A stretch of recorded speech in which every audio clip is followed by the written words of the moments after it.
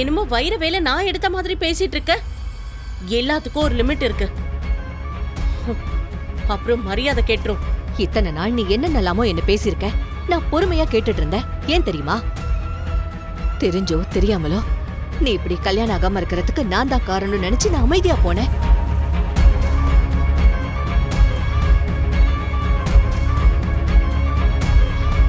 ஆனா நீ சம்பந்தமே இல்லாம சாதாரணமா நடந்த ஒரு விஷயத்துக்காக இவ மேல வன்மத்தை வச்சுக்கிட்டு இப்படி பண்ணிருக்க. இதெல்லாம் ரொம்ப தப்பு. நீ என்ன வேணாலும் திட்டிக்கோ, ஆனா அந்த வைர வேலை மட்டும் கொடுத்துரு. இத பாரு, நீ ரொம்ப ஓவரா போயிட்டு இருக்க. ஆமா, நான் வைர வேலை எடுத்தது நீ பாத்தியா?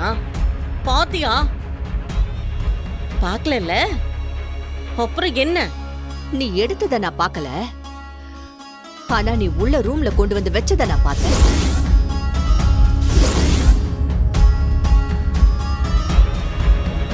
யாராவது பாக்குறாங்களான்னு அக்கம் பக்கம் சுத்தி முத்தி பார்த்து ஒளிஞ்சு ஒரு ரூம்ல கொண்டு வந்து கபோர்ட்ல வச்சல, அதையெல்லாம் நான் பாத்துக்கிட்டு தான் இருந்தேன்.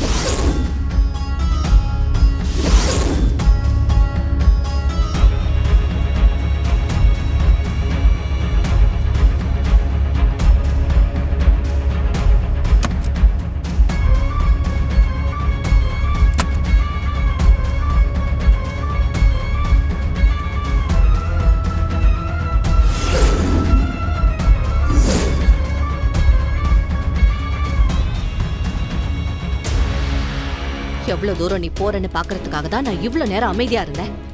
தாலி கட்ட 9 ஜோடிங்களும் வாசல்ல தயாராயிட்டாங்க. அப்ப கூட உனக்கு அந்த வைர வேலை கொண்டு வந்து வைக்கணும்னு தோணல. ஏய், எதுக்கு கத்துற? எதுக்கு இப்ப கத்துறன்னு கேட்ட. நீ செஞ்ச திருட்டுத்தனத்தை நான் கண்டுபிடிச்சிட்டேன்னு கோபம் வருதா உனக்கு? இங்க பாரு, மரியாதையா பேசாம்பிகா. அந்த வைர வேலை இவதான் எங்கேயாச்சும் மறைச்சு வச்சிருக்கணும். மனசுல என்ன பிளான் பண்ணி இப்படி எல்லாம் பண்ணிட்டு இருக்கான்னு தெரியல. அது அவகிட்டயே கேளு, என்கிட்ட கேட்காத. பண்றதையெல்லாம் பண்ணிட்டு பழிய இவ மேல போடுற. அசிங்கமால உனக்கு?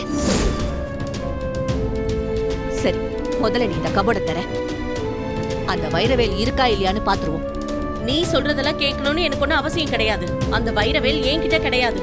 அப்புறம் எதுக்கு நான் அந்த கபோர்டை திறக்கணும்? யாருக்கும் ப்ரூவ் பண்ணணும்னு அவசியம் இல்ல. ஆமா, நீ இவ்ளோ டென்ஷன் ஆகுற? கபோர்டை திறந்து காமிச்சிட்டா அதுல வைரவேல் இருக்கா இல்லையான்னு தெரிஞ்சிட போகுது. அம்மா, ஏன் ரூம்கே வந்து என்னையும் அதிகாரம் பண்றீங்களா? இப்ப நீ வெளியில போறியா இல்லையா? உன்கிட்ட எனக்கு என்ன பேச்சு? பகா டல்.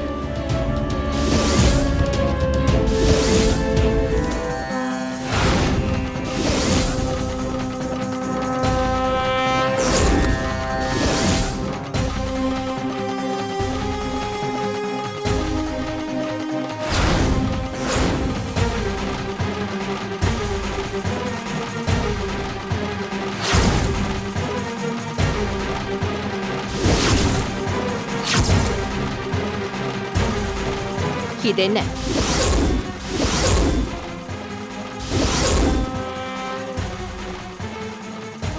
இது என்னன்னு கேட்டேன்.